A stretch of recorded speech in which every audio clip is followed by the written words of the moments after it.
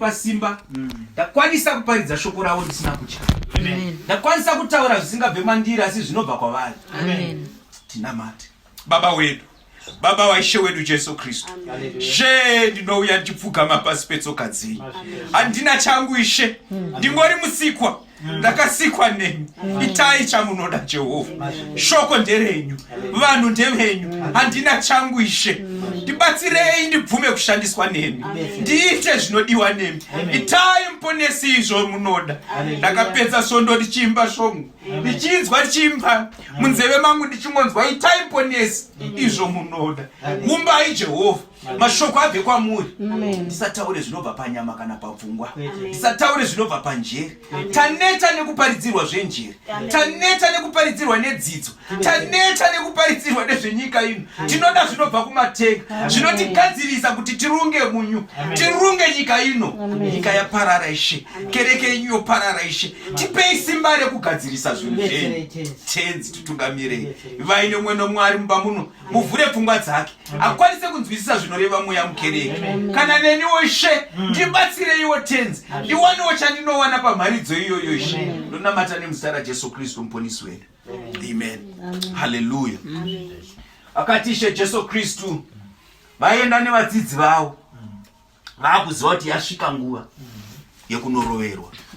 Akagara nawo Ishe Jesu Kristu akati nhasi ndambokubikirai. Hallelujah. Zvichida handizive kuti vaizvifambisa sei. Zvimwe ndiSimon Peter vaimbogara achibika.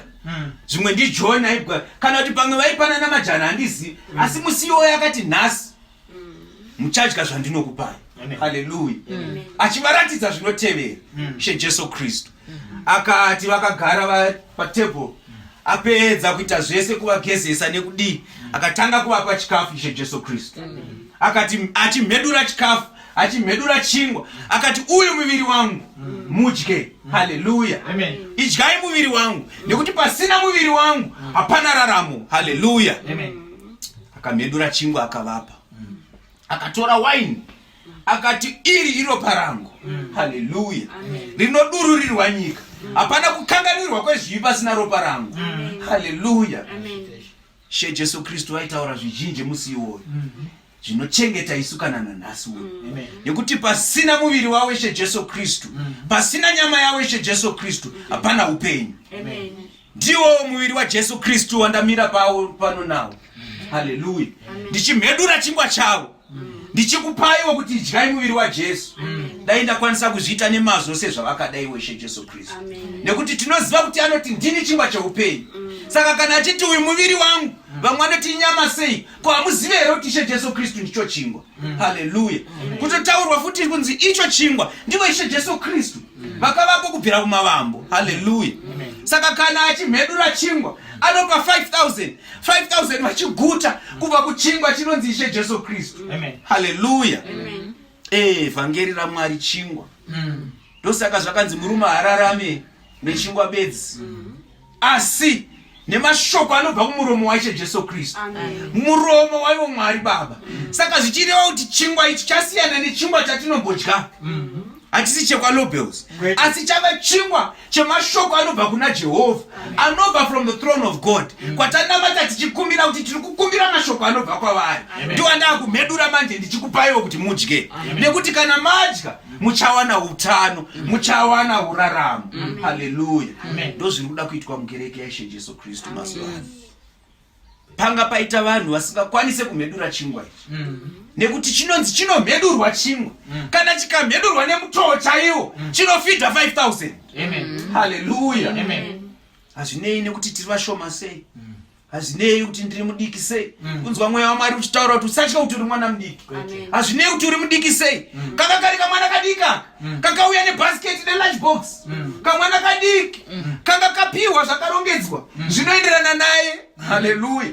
Saka Ishe Jesu Kristu vari kuti kana ndikapiwa chiyero changu neudiki hwangu, kana ndagamuchira ruponiso kadiki kalunch box kangu ikako kanofidha 5,000.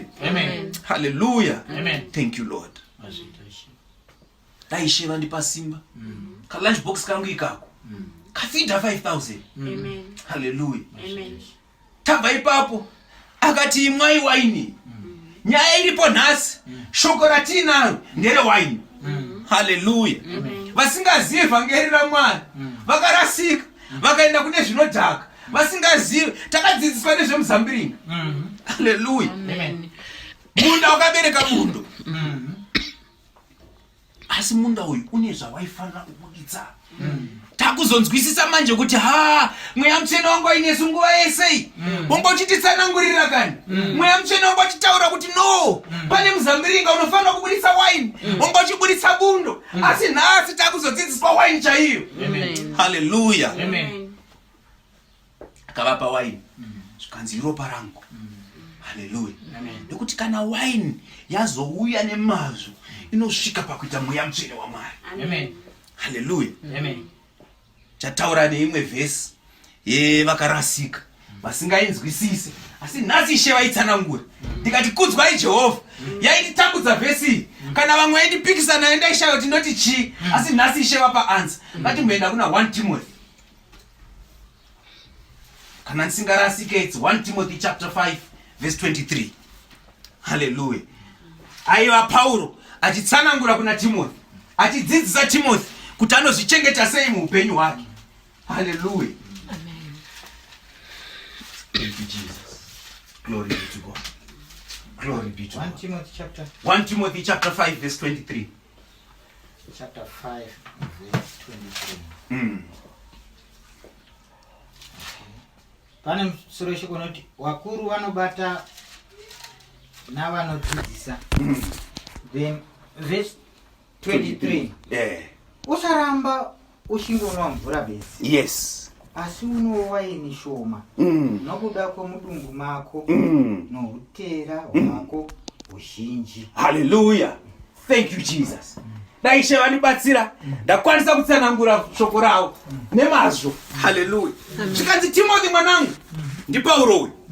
Pauro anonzi ndiye muapostora mukuru. Nekuti pamapostora vese vakasarudzwa naJesu, vapostora vazhinji mukaona kabatiro kavakaita vakabata kumaJudha. Haleluya.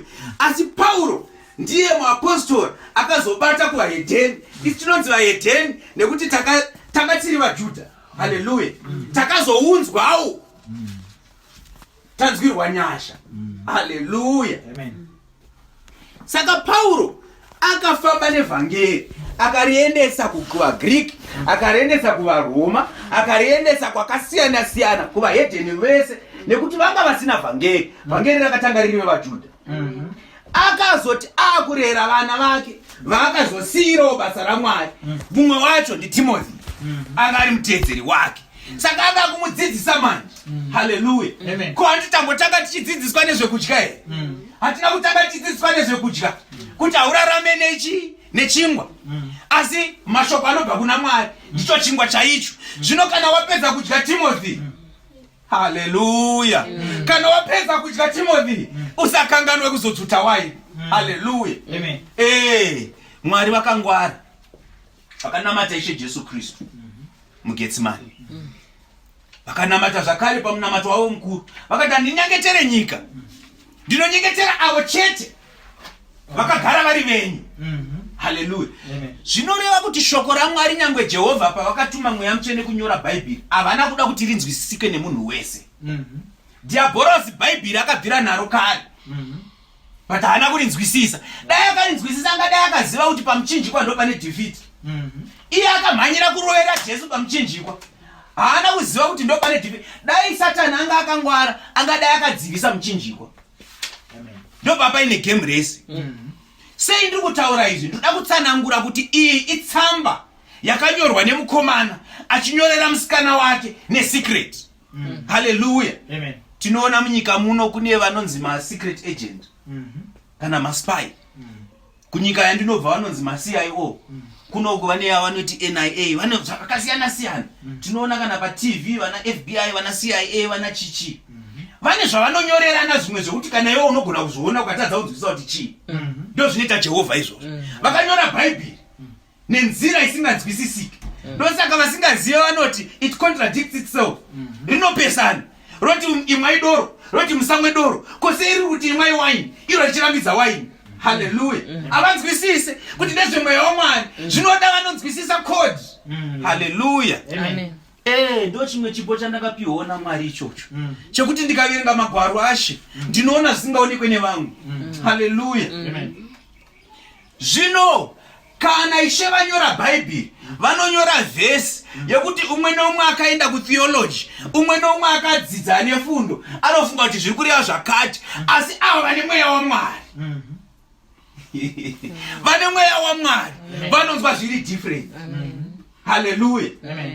Votoziva kuti kana Jesu achitaura kuti Jona akamedzwa nehove akaita mazuva 3 ari mudumbu rehove, hamuzivi here kuti Jona anofanira kugara ari mudumbu rehove? Imi muri kunzwa Jona asi isi tiri kunzwa Jesu. Hallelujah. Todzokera panyaya yedu Timothy juta wine. Hallelujah. Nekuti Timothy mudumbu mako hamuite zvakanaka kana ukangodya chete usina kujuta wine. Kereke yedu zvino zvine problem. Problem iripo ndepa kujuta wine. Tiri kudya hongu chikafu chakabiwa. Hallelujah. But pakujuta wine apa tadiko. Nasi tataura kuti tiri kutaura nezve wine. Ishe vafunga kuvhungunyura panyaya yewine. Zvikanzi mudumbu mako hamuite zvakanaka kana wagumira pachikafu. Chikafu chinokusimbisa, asi kuti zvizofamba mumuviri zvizokupa chaiko kunonzi chima nutrients muchishona ndinyasoziva nonzi kuvaka muviri zvinonzi handizive ishoko racho, but kuti zvinyatsofamba zvinoda kujuta wine. Hallelujah. Vakarasika ndobva vaenda kubottle store ndobva vanotenga wine. Havana kuziva kuti chiri kutaurwa apa chakavanzika. Hallelujah. Chiri kutaura apa chakavanzika. Handei kuna John chapter 2 tangira paverse 1. Kudzwai Jehovha. Hallelujah. John chapter 2. Matthew, Mark, Luke and John. John chapter 2. Verse Totangira pa verse 1. John chapter 2. Pane musoro weshoko unoti Jesu unoshandura mvura ikawa waini. Hallelujah. Amen. Thank you Jesus. Jesu anoshandura mvura kuti ive wine. Rumbidzwa Ishe. Amen. Imwe futi vhesi inobatwa nevasingazivi. Vachindiko Jesu aimwisa vanhu wine sei? Kusaziva. Tinokusiyai muri mukusaziva kwenyu nekuti muri vekurashwa, nekuti akadani nyengetere nyika, asi avo vakasarudzwa naMwari, nekuti vakasarudzwa naMwari vachawana chizaruro. Chizaruro chovaudza kuti no, Mwari haasi kuti imwe wine. Mwari ane zvaari kutotaura zvakasiyana. Verenga henyu. Verse 1. Amen. Nezuva retatu mutambo wokuwana waivapo pakana yeGarirea. Hallelujah. Namai vaJesu vakanga varipo. Amen. Verse 2. NaJesu navadzidzi vake vakanga vadanwawo kumutambo wokuwana. Verse 3. Waini yakati ichizoshayikwa. Mai vaJesu vakati kwaari, havachine waini. Hallelujah. Right. Nyaya ndeye mutambo wekuwanana. Hallelujah. Amen. Nyaya ndeye mutambo. Nyika yese zvese zviri kuitika panyika izvi. Don't be fooled by what is going on. Zvese zvokuti vanhu vanotanga mabusiness, zvokuti vanhu vanobereka vana, zvokuti vanhu vanoenda kuchikoro, zvokuti vanhu zvese hazvina maturo. Chine maturo ndechekuti tiri pamutambo wekuwanana. Amen. Hallelujah. Amen. Upenyu hwedu ndewo mutambo wekuwanana. Mutambo wekuwanana kwegwanana raMwari. Hallelujah. Amen. Nemuroora waJehovha. Amen. Hallelujah. Amen. Nyaya iripo ndeyekuwanana. Kubva kunotanga Bhaibheri kusvika kupera kweBhaibheri inyaya yekuwanana. Nyangwe kuna Revelations panozosvika panguva yekuti ndiro zinodedzera kuti nguva yakwana yemutambo wekuwanana. Hallelujah. Zvese zvatiri kuita izvi, kuenda kuchechi, kuteerera gospel music, kuimba muhymnbook, kuteerera vhangeri, inyaya yekuwanana yese. Hallelujah. Amen. Nyaya iripo ndeyekuwanana. And it's surprising, it's not surprising to me kuti this was the first miracle yakaitwa naJesu. Kuratidza kuti nyaya yese ndeyekuwanana. Takamboparidza last time tikataura kuti mudzimai womunhu kereke yaMwari ngaisatabwe nayo ndokuti mudzimai wemunhu inyaya yekuwanana. Hallelujah. Ndosaka zvichinzi haufaniri kuva negwapa, haufaniri kuva nechipomerwa, haufaniri kuva kana nevara, nekuti kana mava kuwanana unopfeka gauni rewhite. Hallelujah. Inyaya yekuwanana kai. Hanzi asi panyaya yekuwanana mai vaJesu vakauya kwaari vakati ndiri kuona pane problem. Hapana wine. Pashaika wine. Tiri panyaya yekuwanana but pari kushaika wine. Kereke yenyu muri kufamba zvenyu, maprogram yenyu muri kuita zvenyu, muri kugadzana zvenyu but pane problem. Ishe Jesu Kristu naswataura mweya waMwari ukataura pane problem. Problem hamuna wine. Hallelujah. Hazvifambi kana pasina wine. Timothy audzwa unzi digestive system haiite pasina wine. Chingwa ndinogona kukupa but kana ndikakupa chingwa pasina wine hakuna kwazvinoenda. Hallelujah. She Jesu Kristu vakatiwo futi batai mudye muviri wangu but pasina wine hazvifambi. Hallelujah. Ameno kana muri kunzwa zvandiri kunzwa. She vakanaka. Zvikanzi paita problem. Ndidzokorero statement iyoyo. Amai vaJesu vachitaura vakaona kuti pane problem. Ndotangira verse 1. Okay. Nezuva retatu mutambo wokuwanana waiva pakana yeGarirea. Namai vaJesu vakanga varipo. naJesu navadzidzi vake vakanga vadanwawo kumutambo wokuwana. Waini yakati yozoshayikwa, mai vaJesu vakati kwaari, havachine waini. Hallelujah. Amen. Mai vaJesu vakatarisa vakaona vakati hapana waini kapana. Ungagova muchato rudzi usina waini. Hallelujah. Mweya Mutsvene waMwari unotarisa pakereke yenyu woti ko hapana waini ka.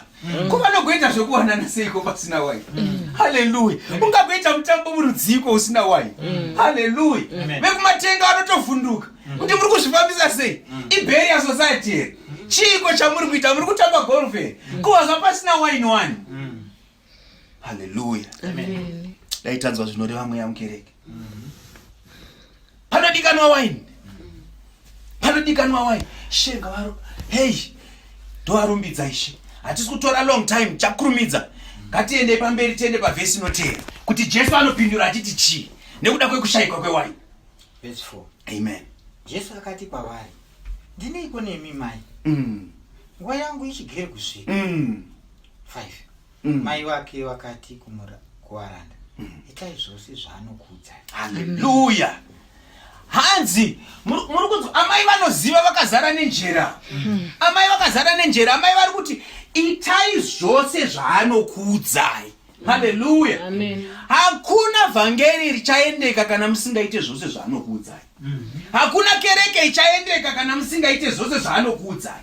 Problem iri kuitika muna 2020 ndeyekuti vanhu havachaita zvose zvavanovaudza. Vanhu vakufunga zvavanofunga. Vanhu vakuita administration yavo. Vanhu vakuvaka maempire avo. Vanhu vakuona kereke sebusiness yavo. Vakuita zvavo zvavanoona zvinomeka sense. This is not about making sense. It's about kuteerera zvose zvaanokuudzai. Hallelujah. Amen. Kana Ishe Jesu Kristu vakataura something ngatiteedzere ichocho. Amen. Izvi hazvisiri zveusahwira hwangu hwokuti kana ndikaona baba Chakombera mwoyo wangu unowafarira ndoti saka maybe ndikati nababa Chakombera ndikavazembera kana taakuita shoko raMwari toti nababa Chakombera nekuti ndova ndinowirirana nawo. No. Yes. Itai zvose zvaakuudzai. Amen. Andiudza here kuti ndiwirirane nawo baba Chakombera. Hallelujah. Amen. Kana adaro zvakaringana. Asi kana asina ngazvimire. Zvekuwirirana baba namai Chakombera izvi ndezvekunze kwechechi. Amen.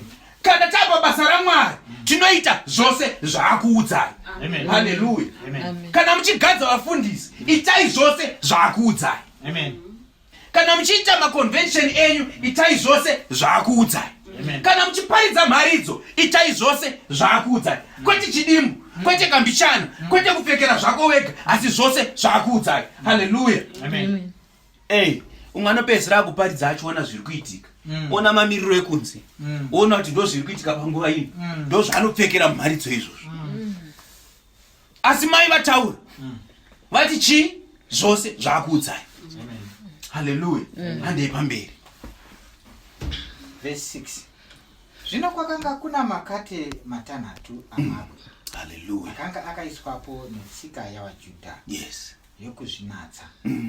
Rimwe nerimwe raizadzwa nezviyero zviviri kana zvitatu. Hallelujah.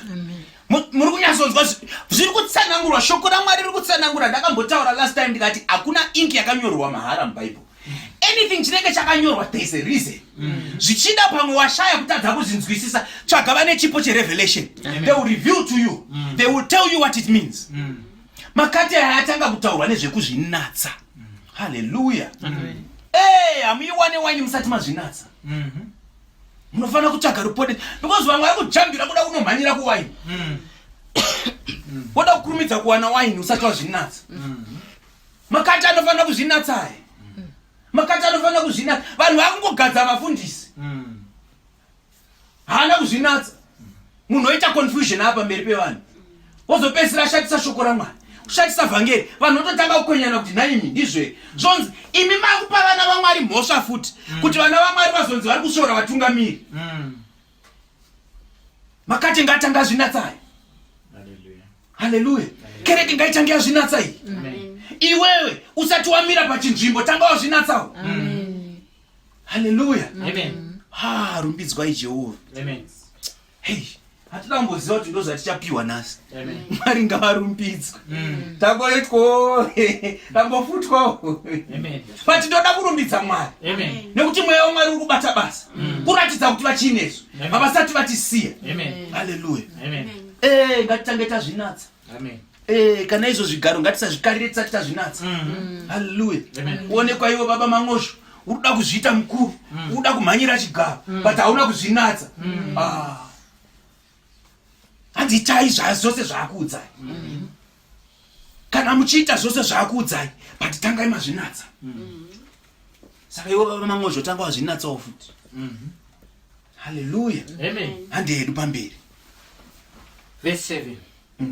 Jesu akati kwavari, zadzai makate nemvura. Hallelujah. Ivo vakazadza kusvikira pamiromo. Thank you. Hallelujah. Shoko raMwari richitaura. Hanzi kana usina kucheneswa neropa nemvura. Hallelujah.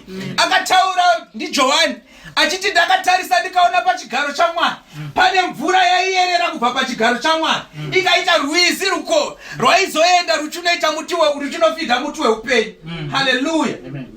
Zvirimo mushoko raMwari zvese izvi. Hazisi kwekwamangozho, hazisi kubva mupfungwa mangu. Mvura iripo. Hallelujah. Tinogara tichiimba nekuda kwemvura. Mvura ishoko raMwari.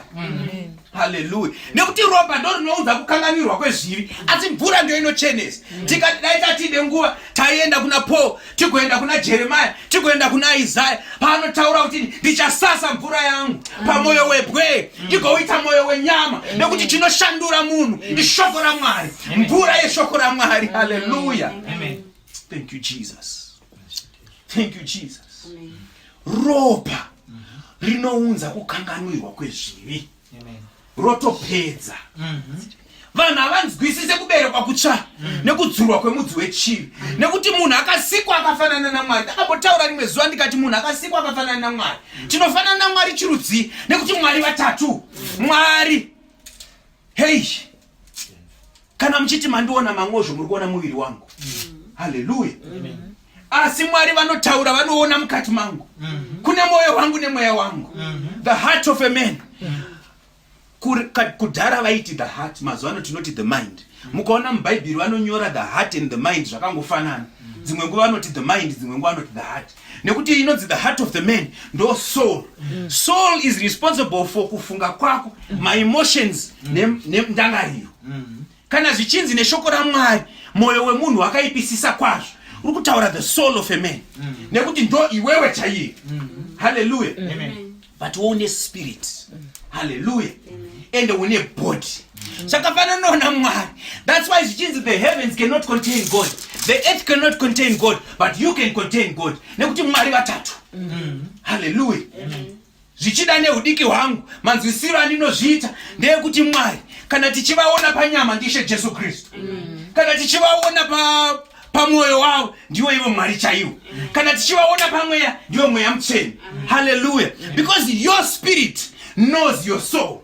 Hallelujah. Uku muBhayibheri zvinotaurwa kunzi mweya mutsvene waMwari tinouteerereiko nekuti it knows the heart of God. Hallelujah. Saka kana tiri kutarisa Mwari tichimufananidza nemunhu, it means the soul of God. Hallelujah. Because the soul ndiwe iwewe chaiye. Kana kuri kuenda kugehena, the soul is the one ichaenda kugehena. Rumbidzwai Jehovha. Chiri kumedurwa chingwa. Hallelujah. Chinofanira kumedurwa chingwa kuti vanhu vapiwe vadye. Hallelujah. Hanzi akati achinamata akatanga kuchimedura. Pane nzira yekuchimedura. Chikasamedurwa chaizvo achikwani ku 5,000. Hallelujah. Amen. Hey. Saka akati ndichasasa mvura yangu. Ndichasasa mvura. Zvazvinoita manje. Pakuberekwa kutsva. Panototaurwa kunzi kune vanhu, pane vhesi inototaura kuti kune vakaberekwa neropa nemvura. Hallelujah. Saka ropa rinouya kuzosuka zvivi zvedu. Asi kuti tiregererwe, chinoita paropa apa ndechekuti kana Mwari vakuti taisa vachaone zvivi, vakuona ropa remwana. Zvakafanana nezvakaitika kuEgypt, kwekuti kana ngirozi yauya yakuda kuuraya, inotarisa. Aichatarisa kuti uri muEgypta here kana kuti uri muJudha here, inongotarisa ropa. Kana paine muJudha asina kuisa ropa, mwana aifa. Kana paine muEgypta akangonzwawo nemakuhwa akangoisoro akangoona vari kuisa ropa, rega nditeedzerewo wake mwana haana kufa. Ropa rinounza kuregererwa kwezvivi. Ndo panoita problem yekuti unoona munhu uyu ko pamwe ropa rakashanda akaregererwa, but zvaari kuita munhu, because remember waberekwa kutsva, but pfungwa dzichiri zvaungauri. Kana wakakura uchitamba bhora uchiri kungoziva Didas, umwe munhu anogona kunge akatoberekwa kutsva but Didas ndo raanoziva chete. Pakuzoda kusaswa mvura. Hallelujah. Pakuzoda kusaswa mvura ndo panonzi naPauro paya renewal of the mind. Leta tine nguva tatomboenda kuvhesi iyoyo. Be you renewed.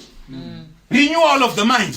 Renewal of the mind. The mind ndabotaura kuti ndiyo soul. So zvinoitika manje, panoda mvura kuti irambe ichisaswa, ichisasuka kusvikira munhu njere dzashanduka. Hallelujah.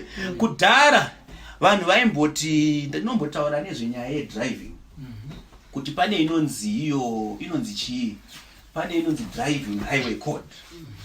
Kana munhu asina kudzidza driving highway code, anogona kudzidza kugona kudriva motikari, but highway code haana. Madriviro emunhu iyeye akasiyana nemunhu akadzidza highway code. Asi akadzidza highway code unomuona madriviro ake. Hallelujah. Ndikatsanangura ndikati kuna atinoti matraffic jam anoitika. Kunaita traffic jam muhighway. Ndinoona dzimwe nguva takamira kudai, malane akaitwa. Vakaverenga highway code vanoziva kuti kana paine solid line andi cross. Mwana wangu akambondibvunza rimwe zuva, umwe murume andi overtake paine solid line. Akati uyu hasi kutyora murawo. Ndikati ari kutyora murawo. Zichida murume yanga asina kuverenga highway code, because line kana ri solid ari cross eke. But panyama kana chitarisa chikona pakavhurika kapa. Hallelujah. Saka mvura kana yasaswa manje, mvura inoita kuti uzive kuti iri solid line. Kune vasina kuverenga highway code vanongoti kondinoenda kane kuseru. Mondoti aiwa wakapusa iwe wadi ungoenda nekuseru. Ndo pekuti mumwe anenge achiti ko iwe wakapusa uri kudi ungomurovambama. Iwe wakapusa uri kudi ungomudzorerawo. Chingotsvaga kamukadzi wechituongorora. Wadi ungoita boyfriend. Havana kuverenga highway code. Because when the highway code unoita unge chidhununu. Unoita unge chituta. Womirira mota iri pamberi pako kuti itange yapfuura. Hallelujah. Womirira motikari iri pamberi, uri kuona kuside uku kwakavhurika, but it's a solid line. Hallelujah. Saka Ishe Jesu Kristu anzandakanganwa. Ishe Jesu Kristu vakati zadzai. Nokuti anga zvinatsakai. Zvikanzi zadzai nei nemvura. Hallelujah. Tikataura kuti mvura ishoko raMwari. Saka unofanira kuzara neshoko raMwari. Unofanira kuzara neshoko raMwari. Hallelujah. Vamwe vachizara nemuvhango, iwe uchizara neshoko raMwari. Hallelujah. Vamwe vachizara nePremier League neChampions League, iwe chizara neshoko raMwari. Ozosvika pekuti kana wakutaura shoko raMwari wamwoshaya kuti kuwakazvinzwa kupi. Vamwe vatungamiri vasina kuzara nemvura vanokutaurira kuti hazvimo mubhaibheri izvozvo, asi ivo vataura kuti no zvirimo, mvurai muone, mozoonesana kumagwaro otoshamisika kuti wakazviona kupi mwana mudiki akadai. Igate rinenge razara nemvura. Haleluya. Ngarizare gatei kana zvichibvira kuzvikira mumba mako zuva rese. Haleluya. Vakaya vasina kuzarurirwa avo vakazokanganisa vakaizviita kunge routine, kuita sesyllabus yekuchikoro kuti bhaibheri ngaripedzwe every year kuenda. Asi zvanga zvakanaka kuti kana uine mweya waMwari zvako bhaibheri ngarizikanwe. Haleluya. Manovel mukazoaverenga ka4 ka5:1. Kana movie, ndine mama movie andinofarire kuti ndototi ndakaiona hameno how many times ndakutoziva kuti apa akutoda kubatwa, apa achapindura chiti ko bhaibheri raMwari. Chakanzi teererai zvese zvaanenge akuudzai. Ndobva atanga kutaura chaakatanga kutaura akati chizadzai Magate. Haleluya. Magate anofanira kuzara nemvura. Saka munhu waMwari unofanira kuzara neshoko raMwari. Svika papoint yekuti kana munhu akataura shoko raMwari unotaura kuti izvo hazvimo mubhaibheri, ende zveshuwa zvinenge zvisimo. Kana munhu akataura utoti aiwa mataura kuti 1 Timothy chapter 5 verse 23, no haisiriyo. Yamuri kutaura 22 inotozotanga pa23 yakuti chakati. Haleluya. Nekuti dai Ivha anga akazara nemvura angadai akagona kupindura nyoka. Gate raIvha ranga risina chirimo. Haleluya. Nekuti kunouya nyoka, nyoka inozouya yokuti nhai ndizvo here.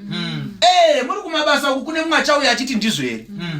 Uchifamba kumagrosa mwana achiti ndizvo here. Uchamupindura kuti chii gate rako risina kuzara nemvura. Rinofanira kuzara nemvura. Kana wabvunzi ndizvo here woti ndizvo.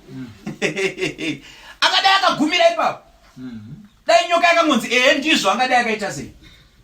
Ndizvo here kuti Mwari akati kana imimi musadye michero, asi obva woti ndizvo. Finish, ingadai yakapera nyaya iyoyo.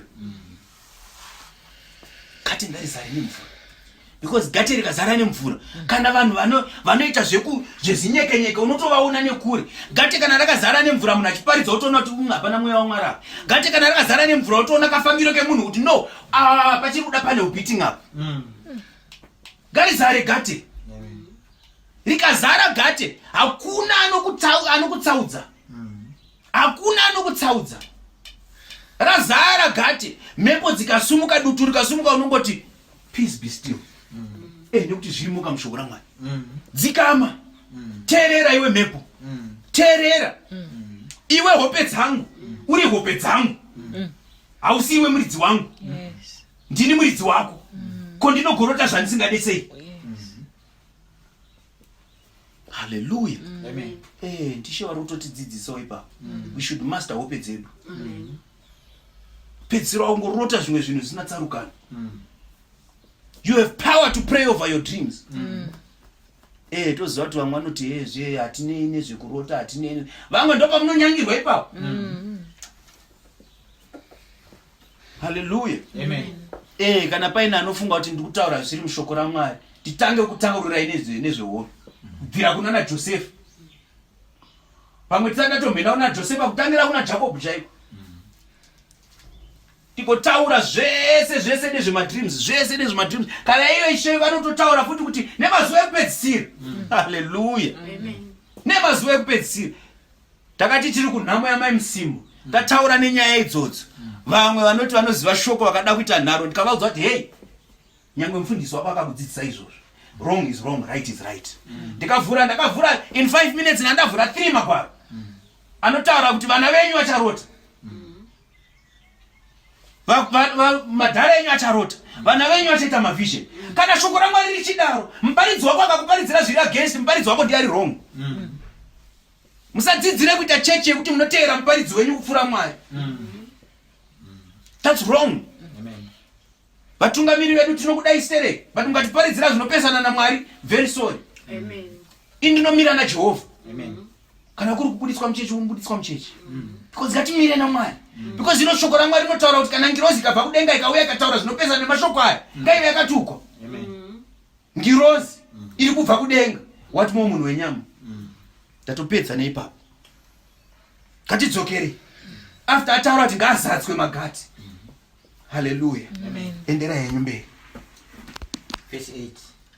Akati kwavari, cherai zvino muise kumukuru womutambo. Haleluya. Wakandoisa. 9. Zvino mukuru womutambo wakati arawira mvura yakashanduka waini. Haleluya. Haleluya. Hanzi zadzai nemvura.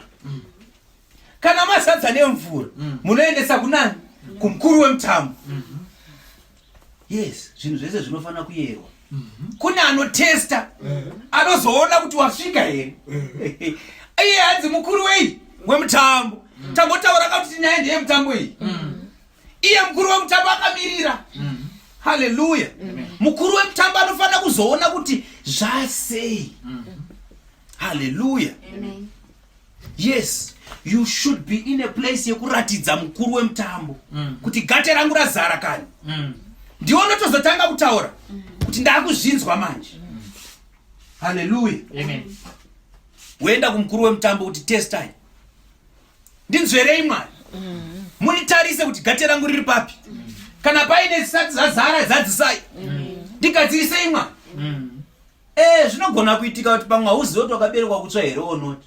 Unotenderwa kubvunza Mwari. Nai Jehovha, shoko renyu rinogara chingoti kuberekwa kutsva. Ina handizivi kuti kuberekwa kutsva kuita sei. Komadima ndiratidzawo. Ndakaberekwa kutsva here zveshuwa. Handina here. Uye kana mandiratidza, ndibatsirei. Kana ndisina kuberekwa kutsva, chindipaiwo. Kana mandiratidza ndikaona ndakaberekwa kutsva, chindishendesai pa next stage. Haleluya. Yanorayira ubva ati yes. Gate razara nemvura. But manje zvazvinoita manje, mukuru kana akuravira haachaone riri shoko raakakutumira. Akubva azoisa mweya wake. Haleluya. Tataura kuti nhasi nyaya ndeye wine. Wine representing the Holy Spirit of God. Nguva yese ndanditaura nezvemweya mutsvene waMwari. Wanga uchinzi uri kushota pamutambo. Tese tiri pamutambo but mutambo uri kushota wine. Endera henyu pamberi. Takusvika pakunopedza. Nditange zvepa 9 ipo. Zvino mukuru womutambo wakati arawira mvura yakashanduka wine. Haleluya. Asingazivi payabva. Asi waranda. Wakanga wachera mvura. Vaiziva. Haleluya. Mukuru womutambo akadana chikomba. 10. Akati kwaari, munhu mumwe nomumwe unositanga abudisa waini yakanaka neisinganaki kana wanwa kwazvo, asi iwe wachengeta waini yakanaka kusvikira zvino. Haleluya. Haleluya. Hanzi varanda.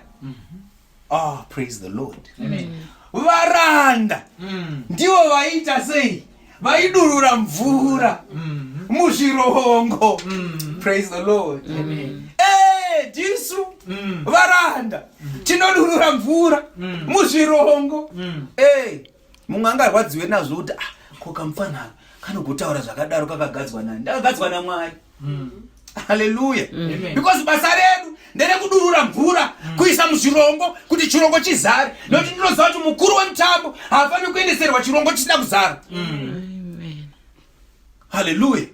Hanzi vanga vasingazive kuti yabva kupi, asi varanda vaiziva. Varanda chaivo vanoziva kuti mashoko aya haana kubva kupi kana kupi, asi vanoziva kwaanobva. Tosaka tatanga tanyengetera tikati tipei mashoko anobva kwamuri, anobva kuchigaro chenyu. Because kana achibva kuchigaro chenyu vakazotadza kuziva, vagoti Mangozho anoita nenjere, asi Mangozho anoziva kuti zvakabva kupi, nekuti varanda vanoziva kuti mvura yakabvepi. Haleluya. Thank you Jesus. Thank you Jesus. Karumbidzwe Mwari. Ndikutovhundukawo sekuvhunduka kwamuri kuita. Ndozvazvinoita zvinhu zvacho. Iwe unenge usingatoziviwo, uchitonzwawo first hand.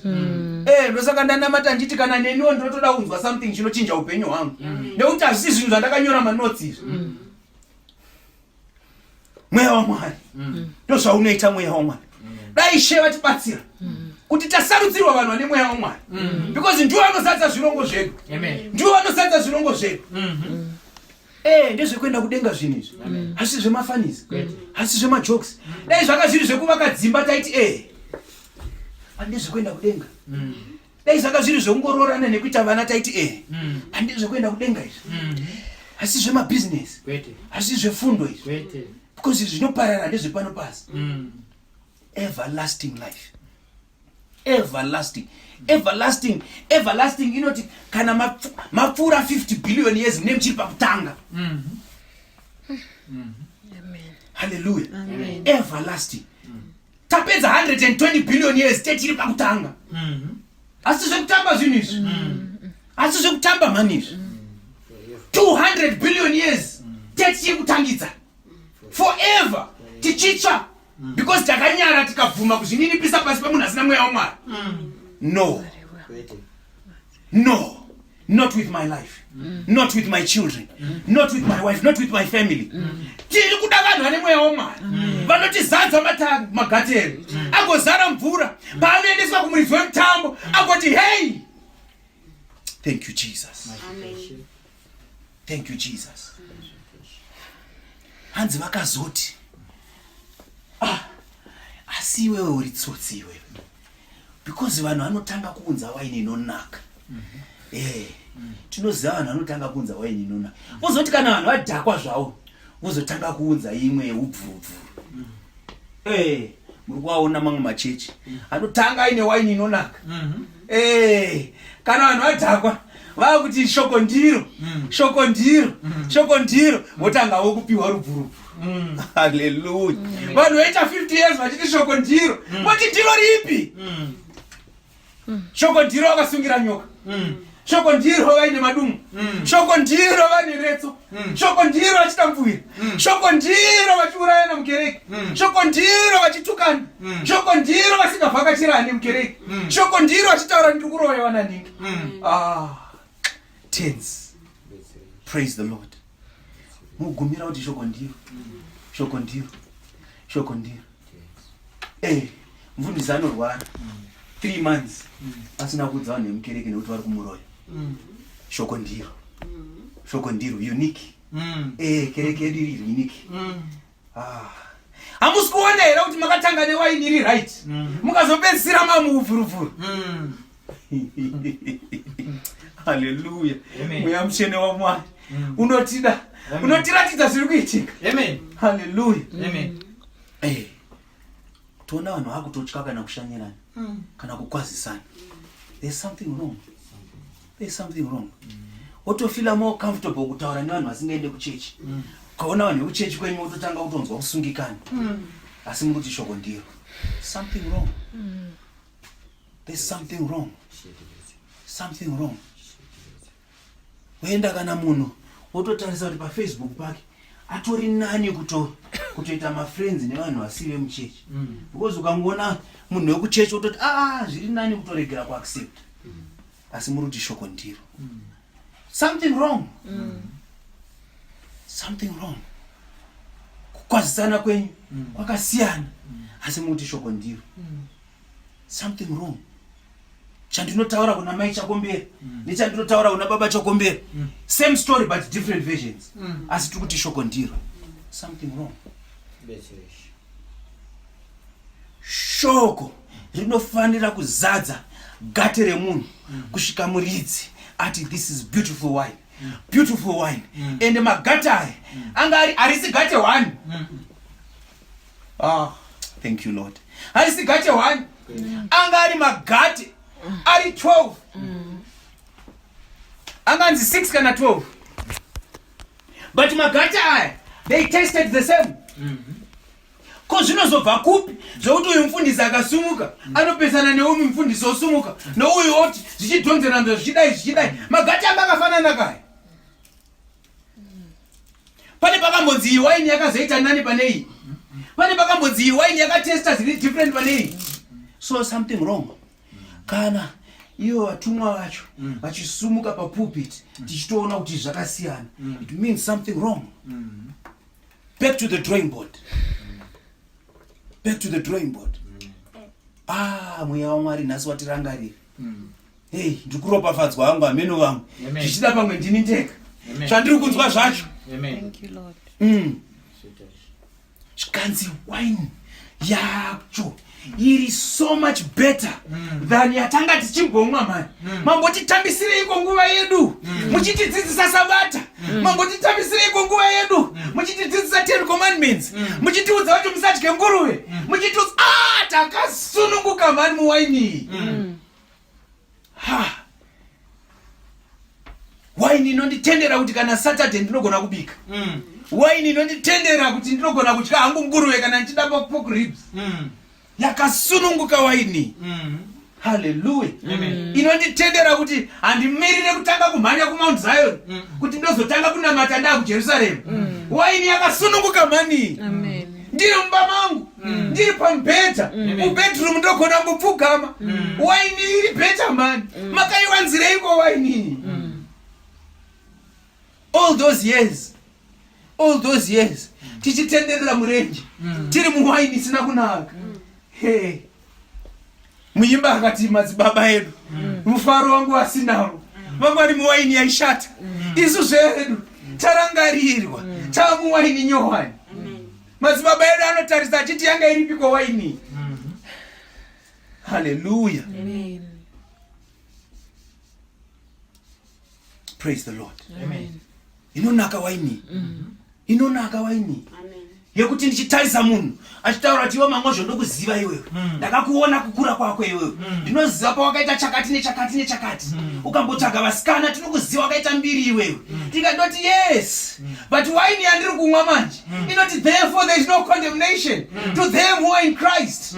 For he who Christ sets free is free indeed. Amen. Kana wasangana nesalvation yaMwari zvamazvo unobatirira izvozvo ndiwe. Varipo vamwe vaingoti Paulo upi? Munomuziva here, pandisi takakura naye Paulo. Isu Paulo taitoponda vanhu naye. Paulo aisumudza mazidhina kudai.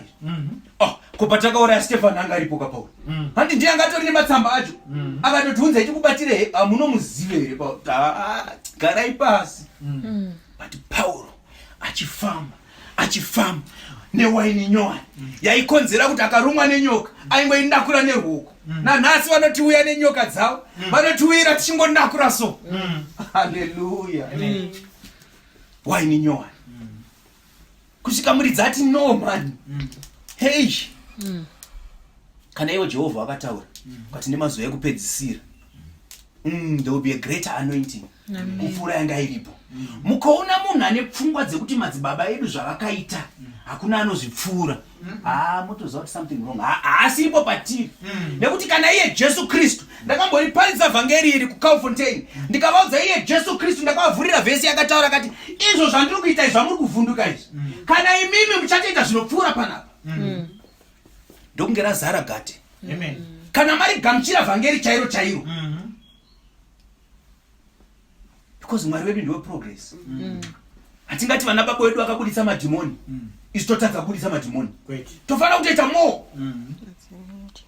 Hallelujah. Kana vakamutsa vakafa kudhara, tinogotadza nei kumutsa vakafa? Because he is our God and he is a progressive God.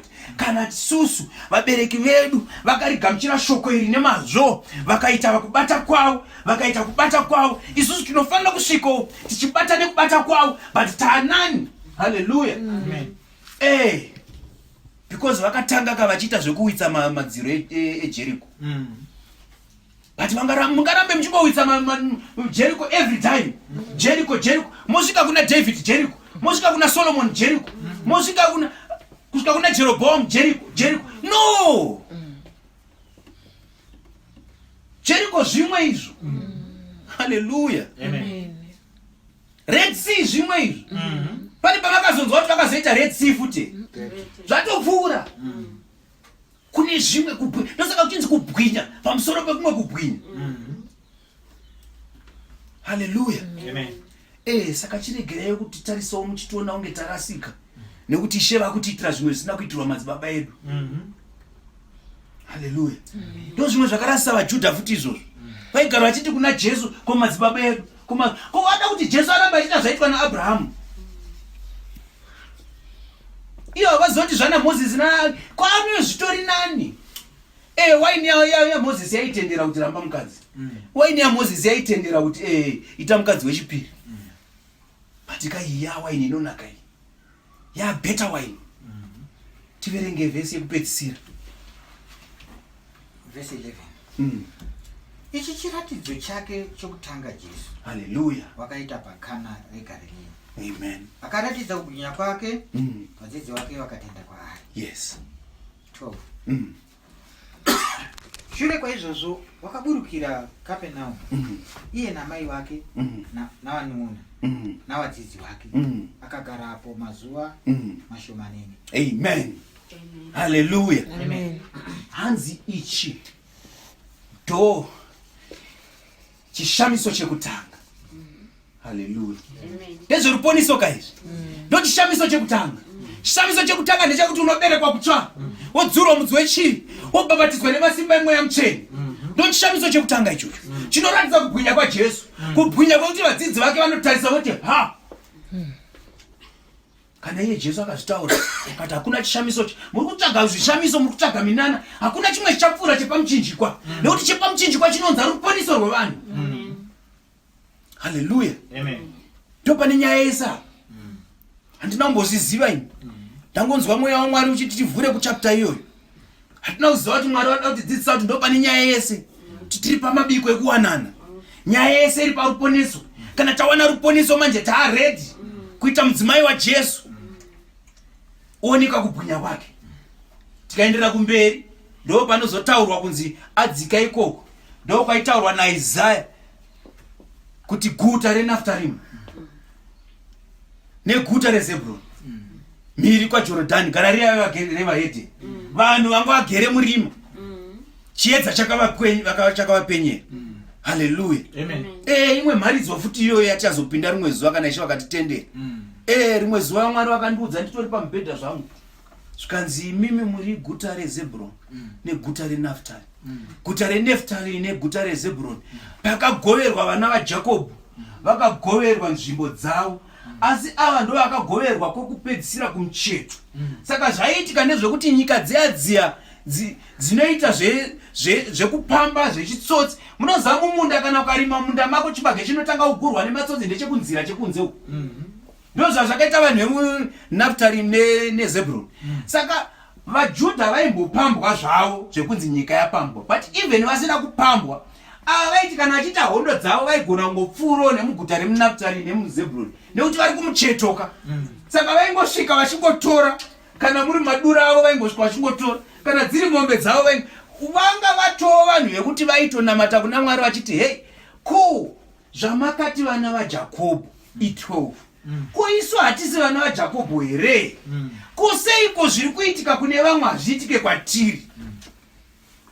Hallelujah. Amen. Seiko maropafadzo ari kune vamwe haitike kwatiri?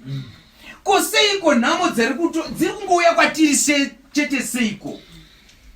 Zvinogona kudaro. Ameno mweya waMwari sei wachitiende neikoko.